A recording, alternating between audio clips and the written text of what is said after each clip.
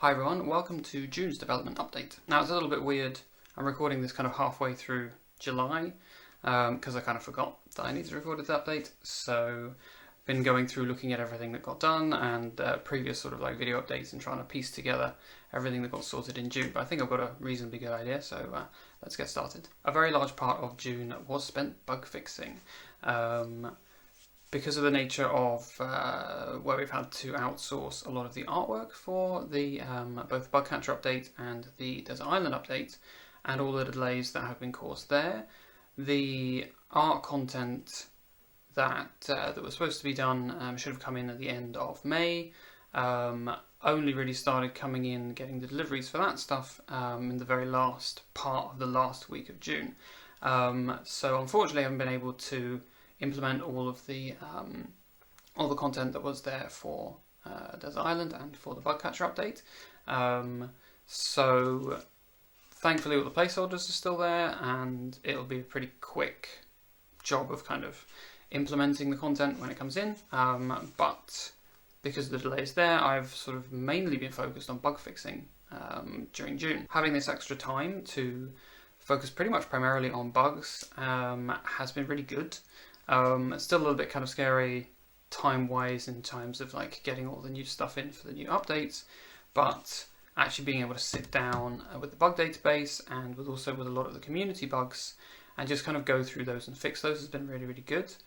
There have been quite a few kind of like smaller issues that wouldn't necessarily have been looked at because you tend to prioritize kind of bigger problems and bigger bugs. But now that I've been able to work through a lot of the big bugs, having more time available for bug fixing has meant that I've been actually able to look at a lot of the smaller bugs, which has really made the game feel a lot more polished and a lot more kind of like finished. One thing I did do as well was to get an earlier version, an earlier build of the game up on a community test branch. So that's something that I've been trying to do, or hopefully going to do a bit more going forwards, is when the game is, maybe we're still waiting on content, but there are placeholders, players who want to be part of testing the game earlier on can get onto what I'm calling the experimental early branch, and that means that they're able to test all the new gameplay and help out, find any kind of bugs and things earlier, rather than what I've kind of been doing before, where I've usually waited until kind of everything's there and we're more or less happy with the game as it is and the update, and at that point get the community testers in to make sure there isn't any last minute stuff. With all the new insects that are going into the base game and also a whole bunch of new fish, I needed to go through and set up all the trophies for that stuff. So I kind of reworked the system of how kind of all that stuff's just not very interesting, but how all that stuff is in Unity and set up, so that it makes life easier for kind of adding future stuff.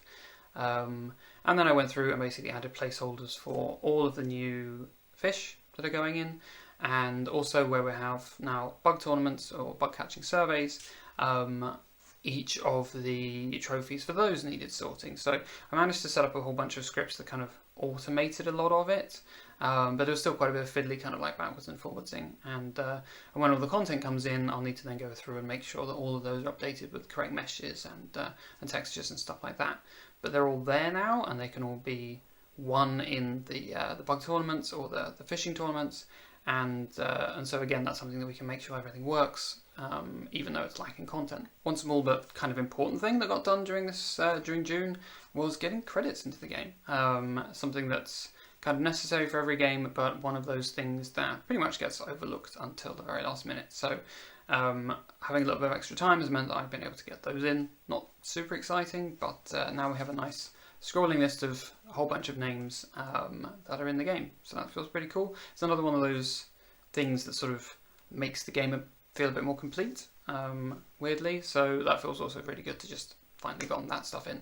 I worked a little bit into the archaeology stuff, and I found when I was kind of testing things with the artifact detector that just having something that beeped, something that flashed, meant that it was really difficult to know where you should be heading. If it just beeps, there's no direction or anything. So I went in and I added kind of rings to it, as you can see here, and they kind of, you'll see there's sort of a kind of like a direction indicator on the rings, and that will give you an idea of where the artifact is and how far away it is, and that's kind of really made quite a big difference in being able to actually track down the artifact. It was kind of frustrating before, and so I found that just adding this little thing into it made it a lot more enjoyable, really.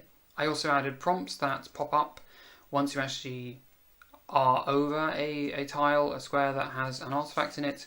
The artifact glows, so you get more feedback there that there is something there.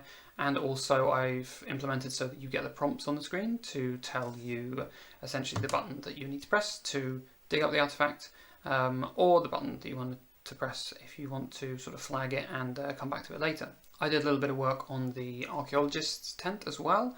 This was primarily focused on just making sure the dialogue was there and making sure that the flow is correct for donating artifacts.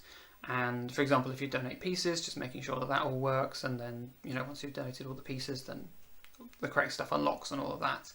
I went in and I also added a sort of nice little display thing, which I'm actually quite happy with. If you run up to one of the shelves that collects, that displays all the artifacts in a certain theme that you've collected, and you interact with it, then the camera kind of zooms in and it gives you information on each of the artifacts that are there. So previously I was kind of thinking that I would do like a 2D interface that just kind of showed you icons, but I think this way is a lot more, feels a lot more polished, and I think it's a lot more interesting because you actually get to see the items in 3D and kind of admire them on the shelves, and I think it adds quite a nice sense of achievement, really, being able to see them and actually then go up to them and interact with them. Chris the musician has also been working a bunch on the game this month, and we've been getting more of the more tracks in, more music tracks in, as well as there's been sort of a lot of polish been done on existing tracks. We've looked at getting live instruments in for a bunch of those, and just he's been going through and kind of just making sure everything sounds right and is balanced correctly, and that that it sounds as good as it can. Also on top of that, like I say, there's been additional tracks going in. There are 1 or 2 tracks that we're a little bit nervous about in terms of they sounded potentially a little bit kind of close to other music tracks, if you kind of listen to them in a specific way. So to kind of make sure that we weren't really treading any sort of like, not dangerous ground, but just to make sure everything was kind of fine, I suppose, legally, there are a few tracks that we changed. So they haven't been able to have been done until recently, so they've been they got done. Tweaks that are needed there to make them sound a bit different. So that's something I've been implementing as well, is getting these new music tracks in and getting them into the game. So it feels really great to finally have all of the music there that I knew we were expecting, and you know, different tracks, for example the shop, whereas that was always supposed to have its own track, but until now didn't, so that feels really, really good as well. I spent a little bit of time working on both the avatar head and also the villager heads. One thing I did was unify essentially all the way that the villager's eyes work, and this means that previously I had to have a set of eyes for each animal head, and that meant I couldn't really have that much variation. But now what I've gone and done is I've gone through and made sure that all the different animal heads can use the same textures and still look good, and that means that what I've been able to go on and do from there is set up with different eye styles for different villages. So that's something I think has added quite a lot of character to the villages, is now they all don't share exactly the same type of eye. They all have kind of like a whole bunch of them have different styles of eyes, different sizes, and different kind of feels to them, and by kind of unifying the system means that I could have done that, and I'm really happy that now I've been able to actually go through and just sort of tweak all the eyes, and I think they look a lot better now. I'm a lot happier with how they look in comparison to how they were. Similarly, I kind of worked into and tweaked the avatar head a little bit as well.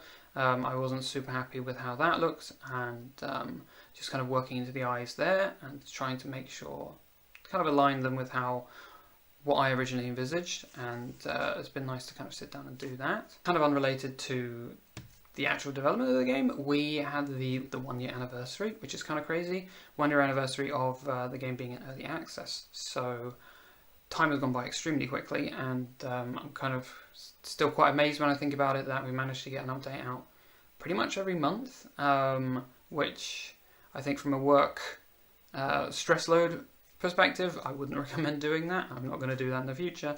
But to see how much I've been able to add over the year and how much the game has grown has been really good. And I think it's nice every now and then to kind of like take a look back and sort of take stock of what has actually been done. When you're kind of in the deep and you're sort of working away on stuff, it's very easy to forget everything that you've accomplished. And so the 1 year anniversary was kind of a nice sort of reminder of everything that's been done and everything that's been sort of improved with the game over the early access period.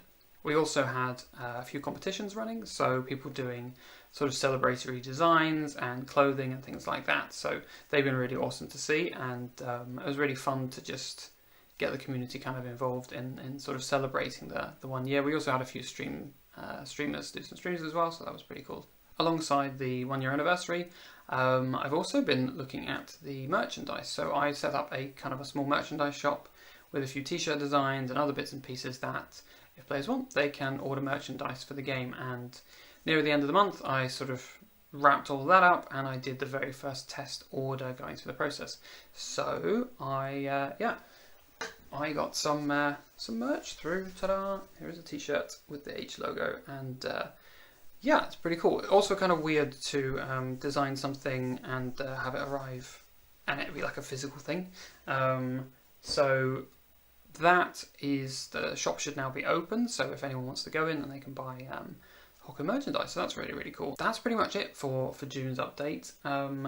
Like I say, there has been a lot of bug fixing essentially and small bits and pieces while I've been waiting for all the content to come in from the outsourcing studio. So we're getting kind of tight in terms of time and the amount of time that's needed to get all that stuff implemented.